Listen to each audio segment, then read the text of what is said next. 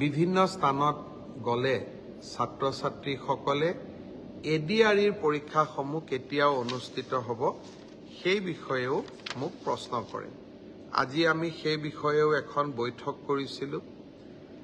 এডিআৰইৰ Assam direct recruitment examination, যাক আমি চমুকৈ এডিআৰই বুলি কওঁ, এডিআৰইৰ গ্ৰেড 3 পোষ্টসমূহৰ পৰীক্ষা 15, 22 আৰু 29 ছেপ্টেম্বৰত অনুষ্ঠিত হ'ব।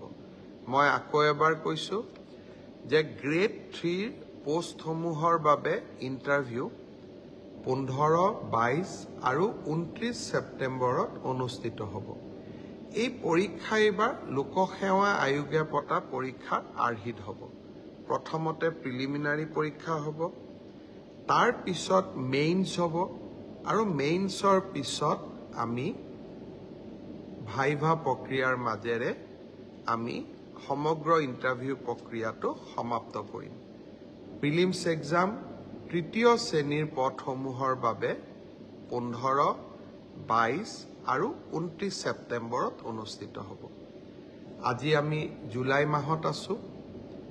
মই আশা কৰিম যে আমাৰ শিক্ষাৰ্থীসকলে, চাকৰি প্ৰাৰ্থীসকলে যাতে পঢ়া শুনা আৰম্ভ কৰে। ঠিক সেইধৰণে চতুৰ্থ শ্ৰেণীৰ বাবেও আমি একেটাই ব্যৱস্থা হাতত ল'ম। প্ৰথমতে প্ৰিলিমছ, তাৰপিছত মেইনছ আৰু তাৰপিছত ভাইভা ভচি।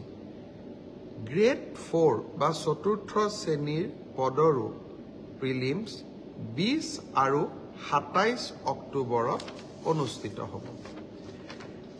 আমাৰ গ্ৰেড 3ত প্ৰায় 7,500 পোষ্ট আছে আৰু গ্ৰেড 4ত প্ৰায় 4,500 বা আৰু অলপ 100-200 বেছি, ইমানখিনি আমাৰ পোষ্ট খালী হৈ আছে। এটা স্বচ্ছ নিযুক্তি প্ৰক্ৰিয়াৰ মাজেৰে আমি এই পদখিনি পূৰণ কৰিম।